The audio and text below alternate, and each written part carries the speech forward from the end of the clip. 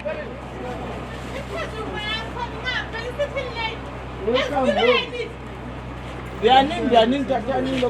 Welcome home, my dear. Welcome home. Welcome home. Welcome home. Hey, we love you. We love you. You are alive. You are alive. We love you. Welcome. Welcome. Welcome. Welcome. Hey, we are happy. Welcome. Welcome. Yes. Welcome. That's my dear. Look at Ganwa. Hey, welcome. Oh, welcome home. Welcome home. Hey, welcome home, my dear. Welcome home. Welcome home. Hey.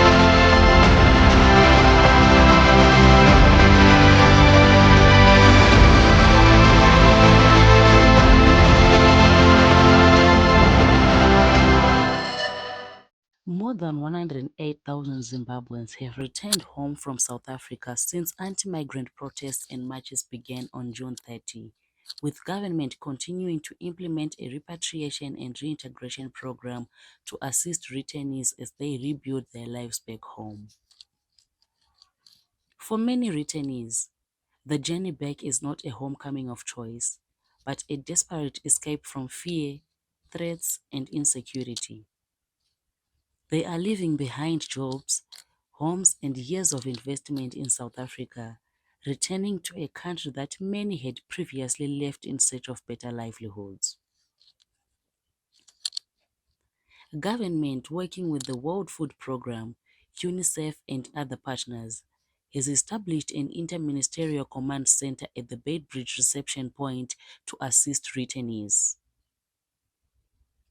Those arriving are being registered, provided with food, temporary shelter, psychosocial support, and transport to their final destinations. Official figures indicate that about 33,855 returnees have been assisted through organized repatriation program, while more than 74,500 have returned independently. Government says thousands of returnees have also been profiled for employment and livelihood support as part of ongoing reintegration efforts. For many, however, the biggest challenge begins after crossing the border, rebuilding lives in a country where jobs remain scarce and opportunities limited.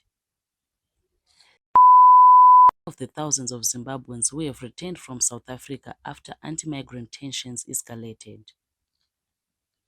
For 6 years, Johannesburg was her home, but growing threats against foreign nationals forced her to abandon her job, leave behind her belongings, and return to Zimbabwe. Moyo, who declined to appear on camera, said the constant threats left her fearing for her life.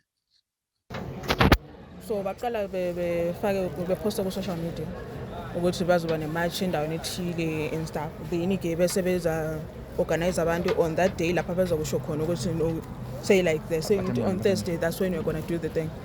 Thursday bazo assemble at a certain point, they start marching. March bayofika lapha bayafika certain areas for especially lapha bakwazi kulama foreigners khona, legal or illegal. Then-ke bakhona aba incite violence, bakhona abathi bona abapusha that narrative ukuthi it's going to be a peaceful thing, but then bakhona abantu abanjani ababa violent. And then kube khona abahlala bazabe threatenisha abantu whether ngutaxi or say lapha lehlala khona ku-area lehlala khona ba-Repatriation wena nihamba nini nina if ningahambanga niyabona amathaya like for me directly they told me that ukuthi if ningahambanga on the 30th siyabona amathaya nanka siwafakele la. So it's like we had to stop using public transport. You have to bolt or use any other transport that is not backed. Yeah. Okay. So that's what we went through. Up until you want to know like it's too much, end up no longer going to work. And I had to stop going to work because I told them ukuthi ngiyofika emsebenzini ama-threats engiwa-receive along the way they're just too much. So I had to stop emsebenzini. Unable to use public transport because of the threats, Moyo said she resorted to using ride-hailing services, but the cost became unbearable. She eventually quit her job and took advantage of the free transport back to Zimbabwe. Okay. What they're saying, if we've seen during apartheid what they used to do to people, that's what they're going to be doing to us. Okay. Year 7, Year 7's a town. So you have to. How are you surviving now? Bolt is now expensive. So it was like just 2 weeks and I won't even know I cannot. I cannot survive. I had to stop working. Because I'm still in threats and and the Bolt is way too expensive for me. So I just stayed at home. Busy period is 150. 150 rand. Two. Yeah. Zimbabwe Heads of Christian Denominations leader Bishop Lazarus Kanye said churches in Bulawayo have launched a soft landing program to support returnees arriving from South Africa.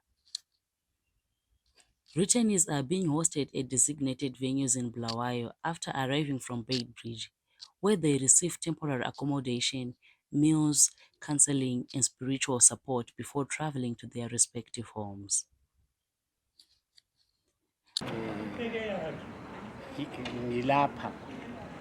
What we have done is ama-church wonke akubulawayo sahlala phansi ama-leaders wonke kungakayenzakali lokho sokule monakalo wenzakala eSouth Africa.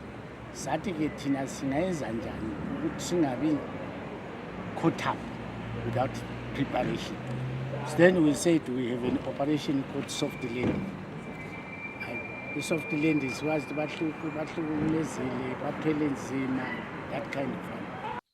Meanwhile, churches have stepped in to complement government efforts. Into ezakalayo siyabangena simamukele sonke ama-councillors ngominister layo uyabuya lapha labamukele sihlaleni phansi sibe nomthandazo ngoba sibatshela ukuthi bagcine inkosi kwaze afika lapha ngasisuka lapha sebemukele yithi lathi sathandaza then kulama government departments and sebebateka over abangalazithupa lezincwadi kongazakalanga okufunakalayo antu balahlekelwe ngamaphela abalalutho bahle benzela khona ama-desk akhona la bese futhi le-education bavele ezikolo kulabantwana bahle baphiwe ukuthi bahle belapha bahamba khona bahle bayingena ezikolo ke birthday ezithupha konke lapha le-social service le-health bala labamele ama-progress lapha i-transit camp layo. Kanye said the churches are also helping returnees regain hope as they begin life again in Zimbabwe. Bulawayo Provincial Affairs and Devolution Minister Judith Ncube said government departments have been deployed to provide support to returnees. She said civil registration officials are assisting those without identity documents, while health personnel, local authorities, and other agencies are providing essential services. We are saying the government, our president, His Excellency, the President of the Republic of Zimbabwe, did put it clearly and very loud to say all of our returnees must have a soft landing and let's receive them with dignity. This is coming from the president, which is very critical. When your father tells you to say, do this, you'd want to do it perfectly well. Hence, we are gathered here as members of the community of Bulawayo. Every church is involved. The private sector is involved. If you look at that 10,000 litre tank, it was donated by one company, and others are bringing in some water in order to fill up that tank. We really appreciate others are giving us some blankets.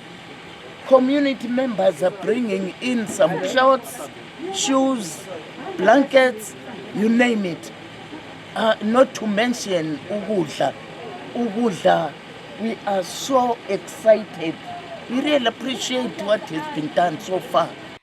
Government says the focus is now shifting from emergency assistance to long-term reintegration, with skills profiling and employment placement programs already underway.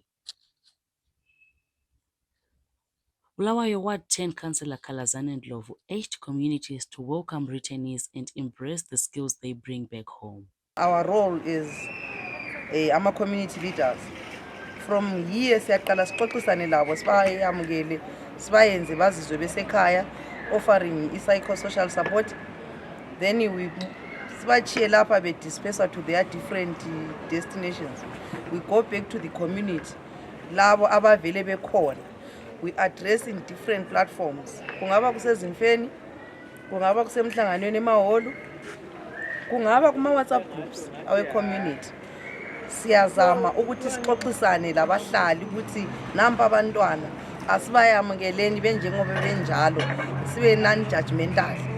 Sibathathe benjengoba benjalo and give them i-support yonke singayikwanisa for those abebelama skills afike ba-acquire khona ngale phandle kwelizwe, maybe bayabaza, kumbe bayawelda, kumbe bayabheka, kumbe bathini. Siba-incorporate kuma-institutions that are there within the community. Lama private businesses abakhona ababazayo, layo mfowethu laphana uzidla ekhaya uyayenza into zokubaza, abanye siba-refer kwampani beyitshona bezilibazisa bebona ukuthi ba-refresha their minds, so that the community bengababoni njengabantu ababuya bezodala ubudlwengudlwengu, ngoba nxa bevela elizweni lase-South Africa likhayelela ukuthi lilizwe eligcwele ubudlwengudlwengu.